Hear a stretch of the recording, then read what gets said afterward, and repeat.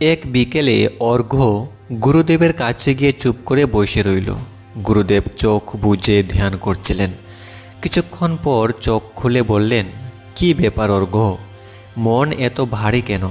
অর্ঘ্য বলল, গুরুদেব, আমি জানি না কেন সব কিছুতেই ভয় পাই। মাঝে মাঝে মনে হয় আমি কোনোদিন কিছু করতে পারবো না। আমার মন সবসময় বলে তুই পারবি না। এটা কি স্বাভাবিক? গুরুদেব বললেন, ভয় মানুষের মনে জন্মায়, সেটার অস্তিত্ব বাস্তবে কম, মনে বেশি। ভয় এক ধরনের প্রতিক্রিয়া। যখন তুমি কোনো অজানা, অনিশ্চিত বা ব্যতিক্রমী কিছুর মুখোমুখি হও। অর্ঘ্য আশ্চর্য হয়ে বলল, তাহলে ভয় কি খারাপ কিছু? গুরুদেব বললেন, না, ভয় একেবারে খারাপ নয়। ভয় আমাদের সতর্ক করে, কিন্তু ভয় যদি তোমাকে থামিয়ে দেয়, যদি তোমার ক্ষমতা ছিনিয়ে নেয়, তবে তা বিপজ্জনক। যেমন ধরো, তুমি আগুনকে ভয় পাও, তাই তুমি হাত দাও না, ভালো। কিন্তু তুমি আগুনকে এত ভয় পাও যে চুলার কাছে যেতেও ভয় পাও, তবে ক্ষতি। ভয় তখনই সমস্যা যখন তা তোমার সম্ভাবনাকে আটকায়। অর্ঘ্য বললেন, তাহলে আমি কিভাবে বুঝবো যে আমার ভয়টা ঠিক নাকি অকারণে তৈরি? গুরুদেব একটু মৃদু হেসে বললেন, ভয়কে জিজ্ঞেস করো, তুমি কি আমাকে বাঁচাতে এসেছো নাকি আমার স্বপ্নকে থামাতে এসেছো? যদি উত্তর হয় আমি তোমাকে থামাতে এসেছি, তবে সেটাকে ডিঙ্গাতে হবে। ভয় তখন তোমার পরীক্ষক, তোমার শত্রু নয়, একটা সিঁড়ি মাত্র। অর্ঘ্য ধীরে ধীরে মাথা নেড়ে বলল, গুরুদেব, তাহলে আমি যা কিছু বুঝি না তাই ভয় পাই। গুরুদেব বললেন, ঠিক তাই। ভয় হচ্ছে সেই অন্ধকার ঘর যার দরজা বন্ধ থাকায় তুমি ভেতরটা কল্পনা করো। একবার যদি দরজা খুলো, দেখবে ওটা একেবারে খালি ঘর। ভয় জন্মায় অজানা আর অনিশ্চিত জিনিস থেকে। ভয় তখনই বড় হয়ে ওঠে যখন আমরা প্রশ্ন না করে মেনে নিই। ভয়কে জয় করতে হলে প্রথমে জানতে হবে ভয়টা কি। সন্ধ্যা ঘনিয়ে এসেছে। আশ্রমের চারদিকে নীরবতা। অর্ঘ্য আজও মনমরা, চোখে একটা অজানা আতঙ্ক। গুরুদেব বুঝলেন সময় হয়েছে শিষ্যকে ভয়ের আসল রূপটা দেখানোর। গুরুদেব বললেন, অর্ঘ্য, আজ রাতে তুমি একটা কাজ করবে। কি কাজ গুরুদেব?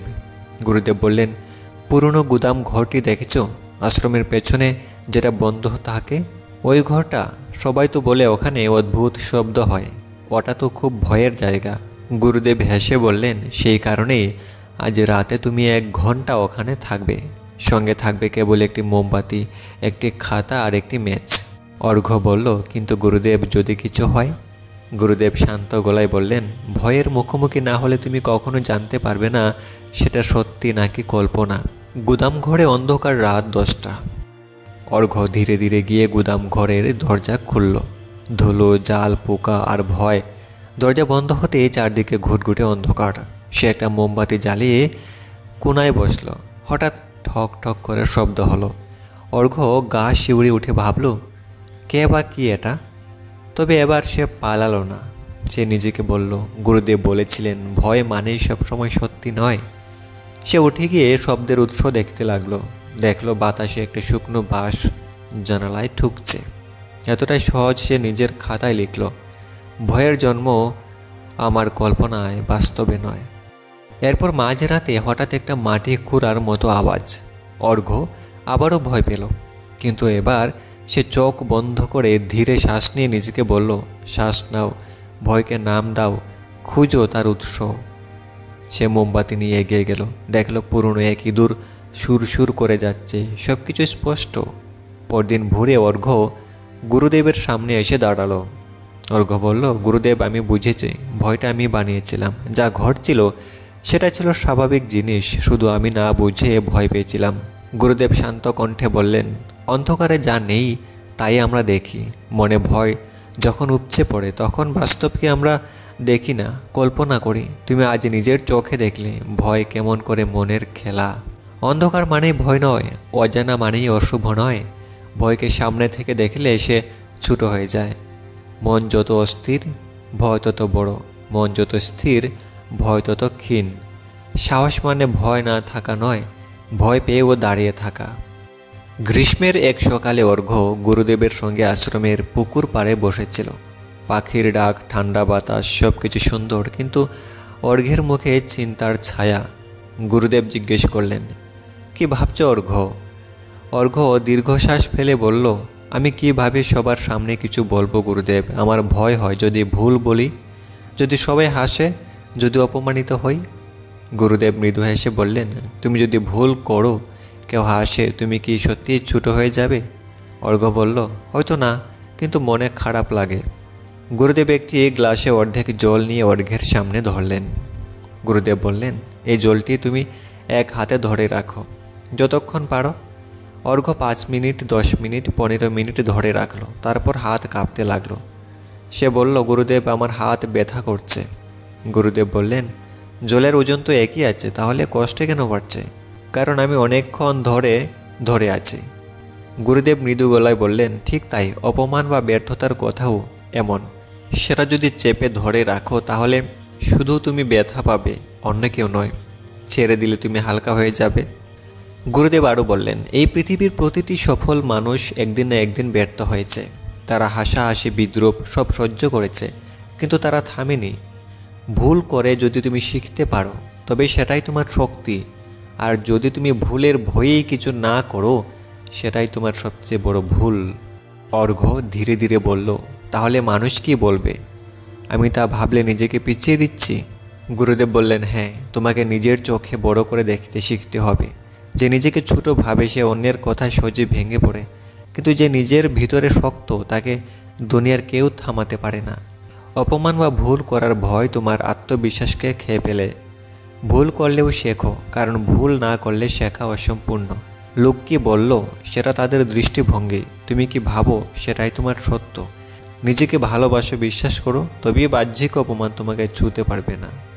সকালের স্নিগ্ধ আলোয় আশ্রম প্রাঙ্গণে গুরুদেব হাঁটছেন, আর অর্ঘ্য মাথা নিচু করে তার পেছনে চলছে। চেহারায় অস্থিরতা, চোখে ভয়। গুরুদেব থেমে ফিরে তাকালেন। গুরুদেব জিজ্ঞেস করলেন, আজ আবার কি নিয়ে চিন্তা অর্ঘ্য?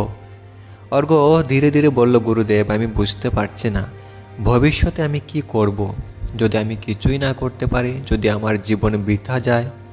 আমার তো কোনো প্রতিভা নেই, সবাই এগিয়ে যাচ্ছে, আমি পিছিয়ে পড়ছি। গুরুদেব কিছুক্ষণ চুপ থেকে বললেন, একটি গল্প বলি, শুনবে? একজন কৃষক প্রতি সকালে সূর্যের আগেই উঠতেন, ক্ষেত চাষ করতেন। তাকে কেউ বলতো না সে সফল, কেউ বাহবা দিত না, কিন্তু মাস শেষে সেই চাষটাই ফসলে পরিণত হতো। তুমি জানো কেন? অর্ঘ্য বলল, কারণ সে নিয়মিত কাজ করত। গুরুদেব বললেন, ঠিক তাই, ভবিষ্যৎ তখনই ভয়ঙ্কর লাগে যখন আমরা বর্তমানে অলস হই। তুমি আজ কী করছো সেটাই ভবিষ্যৎ গড়ে তোলে। আগামীকাল তুমি কোথায় থাকবে তা নির্ভর করে আজ তুমি কীভাবে চলছো। অর্ঘ্য বলল, কিন্তু গুরুদেব যদি আমি খুব চেষ্টা করি তবুও কিছু না হয়? অর্ঘ্য বলল, কিন্তু গুরুদেব যদি আমি খুব চেষ্টা করি তবুও যদি কিছু না হয়? গুরু বললেন, তোমার হাতে ফল নয়, চেষ্টা। যদি ফল নিয়ন্ত্রণ করতে না পারো তবে দুশ্চিন্তায় সময় নষ্ট করে কেন? বীজ বপন তোমার কাজ, ফসল কবে আসবে সেটা প্রকৃতি জানে। গুরুদেব একটি ছোট কাঠের নৌকা এনে পুকুরে ভাসালেন। জলে হালকা ঢেউ ছিল, কিন্তু নৌকাটি ধীরে ধীরে সামনে এগিয়ে যাচ্ছিল। গুরুদেব বললেন, দেখছো অর্ঘ্য, নৌকাটি জানে না সামনে ঢেউ কেমন হবে, কোথায় পৌঁছাবে, তবুও সে থেমে নেই, কারণ সে ভাসছে। তুমি নৌকার মতো ভাসতে শেখো, ভয় পেলে দাঁড়িয়ে থাকবে, কিন্তু সাহস পেলে একদিন তুমি তীরে পৌঁছাবে। অর্ঘ্য ধীরে ধীরে বলল, ভবিষ্যতের কথা না ভেবে আমি আজকের কাজটাই ভালো করে করব। ভয় আসবে, কিন্তু আমি তাকে আর মনকে গ্রাস করতে দেব না। গুরুদেব মুচকে এসে বললেন, তুমি আজ বুঝলে ভবিষ্যতের ভয় আসলে বর্তমানের অনুশীলনই জয় হয়। ভবিষ্যৎ নির্দিষ্ট নয়, তাই সেটা নিয়ে দুশ্চিন্তা বৃথা। আজকের প্রস্তুতি আগামীকালকে গড়ে তোলে। চেষ্টা করতে থাকো, ফল নিয়ে ভয় পেও না। ভবিষ্যতের ভয় আসলে বর্তমানে আলসেমি ও আত্মবিশ্বাসহীনতার ফল। নিজেকে বর্তমানে গড়ে তুলো, ভবিষ্যৎ আপনি পথ খুলে দেবে। একদিন সন্ধ্যায় গুরুদেব ও অর্ঘ্য নদীর ধারে বসেছিলেন। আকাশ লাল হয়ে এসেছে, সূর্য অস্ত যাচ্ছে। প্রকৃতির সে রূপ দেখে অর্ঘ্য হঠাৎ বিষণ্ণ হয়ে পড়ল। সে মৃদু গলায় বলল, গুরুদেব আজকাল আমি মৃত্যুকে নিয়ে খুব ভয় পাই। মা বাবাকে হারানোর ভয়, নিজের মৃত্যুর ভয়, সব যেন বুক চেপে ধরে। কেন আমরা মরতে বাধ্য হই? গুরুদেব কিছুক্ষণ চুপ থেকে বললেন, তুমি জানো সূর্য অস্ত যায় কেন? অর্ঘ্য বলল, যাতে পরদিন আবার উঠে। গুরুদেব বলল, ঠিক তাই, মৃত্যুই একরকম অস্ত যাওয়া, যার পর আছে এক নতুন সূর্যোদয়। মৃত্যু মানে শেষ নয়, পরিবর্তন। একটি দেহের শেষ, কিন্তু আত্মার যাত্রা অবিরাম। যে মৃত্যু ভয় পায় সে কখনো নিজের আসল মানে বুঝতে পারে না। গুরুদেব একটি খাঁচায় রাখা দুটি মাটির পাত্র অর্ঘ্যের সামনে রাখলেন। একটিতে জল, অন্যটি খালি। তিনি বললেন, একটি পাত্র ভেঙে গেলে তার জল মাটিতে মিশে যাবে, কিন্তু তার উপকার শেষ নয়, তা বৃক্ষের শিকড়ে পৌঁছে নতুন জীবন গড়ে। তেমনি আমাদের শরীর এক পাত্র, আত্মা হলো জল। যখন পাত্র ভেঙে যায়, আত্মা নতুন রূপে ফিরে আসে। তুমি কি কখনো দেখেছ আত্মা মারা যায়? অর্ঘ্য ধীরে বলল, না, আত্মা তো অদৃশ্য, কিন্তু অনুভব করা যায়। গুরুদেব বললেন, তোমার সেই অনুভবই সত্য। মৃত্যু হলো আত্মার পরবর্তী পাঠশালার পথ। তাই মৃত্যু থেকে পালিয়ে নয়, তাকে বুঝে গ্রহণ করাই জ্ঞানীর কাজ। অর্ঘ্য আবার প্রশ্ন করল, তাহলে গুরুদেব, আমি কিভাবে মৃত্যুর ভয় জয় করব? গুরুদেব বললেন, যে প্রতিদিন সৎভাবে বাঁচে সে মৃত্যুকে ভয় পায় না। যে জীবনে ভালোবাসা, দয়া, সাহস নিয়ে চলে, তার আত্মা পরিপূর্ণ হয়। যখন সময় আসবে সে হাসিমুখে বিদায় জানাতে পারবে। তুমি যদি আজ ভালো কিছু করো, কারো মুখে হাসি ফুটাও, তাহলে মৃত্যুও তোমার কাছে পরাজিত হবে, কারণ সে তোমার জীবনের আলো নিভাতে পারবে না। মৃত্যু অবধারিত, তাই ভয় না পেয়ে প্রস্তুতি নিতে হয়। শরীর মরে, আত্মা নয়, আত্মা অবিনশ্বর। ভালো কাজ, সদাচরণ, দয়া এসবই মৃত্যুর ভয় দূর করে। যে ব্যক্তি প্রতিদিনকে অর্থপূর্ণ করে তুলে, সে মৃত্যুকেও হাসি মুখে গ্রহণ করতে পারে। মৃত্যু হলো জীবন চক্রের অংশ, ভয় নয়, বুঝে গ্রহণ করাই প্রকৃত সাহস। সন্ধ্যার পর আশ্রমের উঠোনে শিষ্য অর্ঘ্য বসেছিল নিঃশব্দে। তার মুখে বিষণ্ণতা, মনে অস্থিরতা। গুরুদেব এসে পাশে বসলেন। জিজ্ঞেস করলেন, কি হয়েছে অর্ঘ্য? আজ তুমি যেন নিজের ছায়াও চিনতে পারছো না। অর্ঘ্য বলল, গুরুদেব, আমি মাঝে মাঝে খুব বিভ্রান্ত হই। আমি কে? আমি ছাত্র, সন্তান, ভবিষ্যতের কিছু। কখনো নিজেকে কারো ছায়া মনে হয়, কখনো একেবারে শূন্য মনে হয়। আমি যদি ব্যর্থ হই, মানুষ যদি আমাকে ভুলে যায়, তবে আমার পরিচয় কি থাকবে? গুরুদেব মৃদু হাসলেন আর বললেন, চলো, আজ তোমায় এক আয়নার গল্প শোনাই। এক রাজ্যে এক বৃদ্ধ সাধু ছিলেন। তার ঘরে ছিল একটি পুরনো ধুলো ভরা আয়না। এক যুবক এসে বলল, বাবাজি, আপনি এত পুরনো আয়নায় নিজেকে দেখেন, কিছু তো বোঝাই যায় না। সাধু মুচকে এসে বললেন, এই আয়নায় আমাকে দেখায় আমার আসল মুখ, কারণ এতে শুধু চেহারা নয়, আমার চোখের অভিজ্ঞতা, মুখের রেখা, গভীরতা ধরা পড়ে। এই আয়না আমার বাহ্যিক পরিচয়ের বাইরের সত্যিকারের মানুষটাকে দেখায়। গুরুদেব বললেন, তুমি ভাবো, তুমি যদি কারো সন্তানের পরিচয় না থাকতে, যদি নামটাও কেউ ভুলে যেত, তবুও তুমি থাকতেই। তুমি যে নিঃশ্বাস নিচ্ছ, অনুভব করছো, ভালোবাসতে পারো, এটাই তোমার সত্য পরিচয়। তোমার জ্ঞান, তোমার মন, তোমার কর্ম, এই তিনে গড়ে ওঠে আসল তুমি। অর্ঘ্য ধীরে ধীরে বলল, তাহলে আমি যা করি, যা ভাবি, সেটাই আমার পরিচয়? গুরুদেব মাথা নেড়ে বললেন, হ্যাঁ। যখন তুমি অন্যকে সাহায্য করো, সত্য কথা বলো, সাহস দেখাও, তখনই তুমি আসল তুমি হয়ে ওঠো। নাম, খ্যাতি, সামাজিক রোল সব ক্ষণস্থায়ী, কিন্তু তোমার মূল্যবোধ, মনুষ্যত্ব, তোমার আত্মা, এগুলোই স্থায়ী পরিচয়। গুরুদেব অর্ঘ্যকে নিয়ে গেলেন এক বট গাছের নিচে। বললেন, এই গাছটাকে? অর্ঘ্য বললেন, এটা তো বট গাছ। গুরুদেব হেসে বললেন, কিন্তু এই গাছ নিজেকে কি বট গাছ বলে? না, বলে না। তবুও সে ছায়া দেয়, ফল দেয়, অক্সিজেন দেয়, তাকে দেখে সবাই চিনে ফেলে। তুমি তেমনি হও, নিজের কাজ আর গুণ দিয়ে চিনতে দাও। নাম, উপাধি, বাহারি পরিচয়ের চেয়ে গুরুত্বপূর্ণ তোমার ভেতরের আলো। নিজের আসল পরিচয় বাহ্যিক কিছু নয়, সেটা ভেতরের গুণ। ভবিষ্যতের রোল বা নাম নয়, আত্মা ও মনুষ্যত্বই স্থায়ী পরিচয়।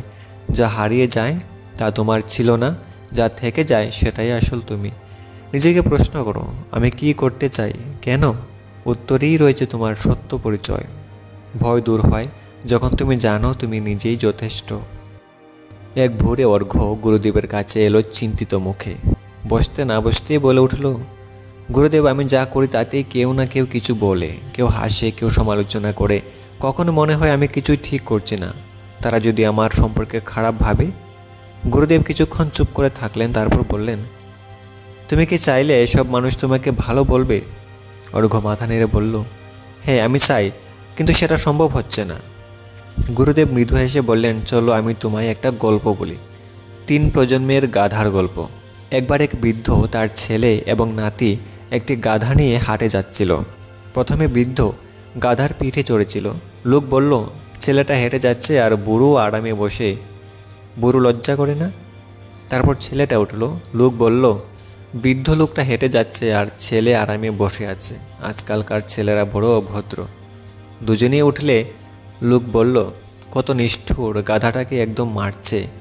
শেষে কেউ না চড়লে লোক হাসল, এরা পাগল, গাধা থাকতেও হেঁটে যাচ্ছে। গুরুদেব বললেন, তুমি দেখছো, মানুষ সব অবস্থাতেই কিছু না কিছু বলবে। তুমি যদি তাদের কথা অনুযায়ী চলতে থাকো, নিজের পথ হারিয়ে ফেলবে। অর্ঘ্য বলল, তাহলে গুরুদেব আমরা এত ভয় পাই কেন? মানুষ কি বলবে এটা এত গুরুত্ব পায় কেন? গুরুদেব বললেন, কারণ আমরা বাইরের মূল্যায়নকে নিজের পরিচয় বানিয়ে ফেলি। যার আত্মবিশ্বাস নেই সে মানুষের চোখে নিজেকে খুঁজে, কিন্তু যে নিজেকে চেনে, নিজের সত্য জানে, সে আর অন্যের মতামতের দাস থাকে না। গুরুদেব একটি ছোট আয়না তুলে দিলেন অর্ঘ্যের হাতে। প্রতিদিন সকালে এই আয়নায় তাকিয়ে নিজেকে জিজ্ঞেস করবে, আমি যা করছি সেটা কি সত্য, ন্যায্য? আমার হৃদয় কি এতে শান্ত? যদি হ্যাঁ বলো, তাহলে কারো মতামত তোমাকে থামাতে পারবে না। মানুষ সবসময় কিছু না কিছু বলবে, এটা তাদের স্বভাব। নিজের বিবেকই সবচেয়ে সঠিক আয়না। সবার মন রক্ষা করতে গেলে তুমি নিজের মন হারিয়ে ফেলবে। সত্য পথে থাকলে মানুষের মতামতের ভয় আর থাকবে না। আত্মবিশ্বাসী সামাজিক ভয়ের প্রতিষেধক।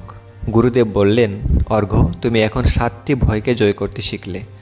ভবিষ্যতের ভয়, অন্ধকার, ব্যর্থতা, নিঃসঙ্গতা, মৃত্যু, পরিচয়ের সংকট এবং সামাজিক ভয়। এই 7 ভয় জয় করলেই তুমি প্রকৃত স্বাধীন, এক প্রকৃত মানব। অর্ঘ্য মাথা নিচু করে বলল, আপনার আলোয় আমি নিজের ভেতরের আলো খুঁজে পেয়েছি গুরুদেব। গুরুদেব তার কাঁধে হাত রাখলেন। ভয় অন্ধকার নয়, সে আমাদের আলো খোঁজার সুযোগ। ভয়কে জয় করতে পারলে জীবনই তোমার উপাসনা হবে।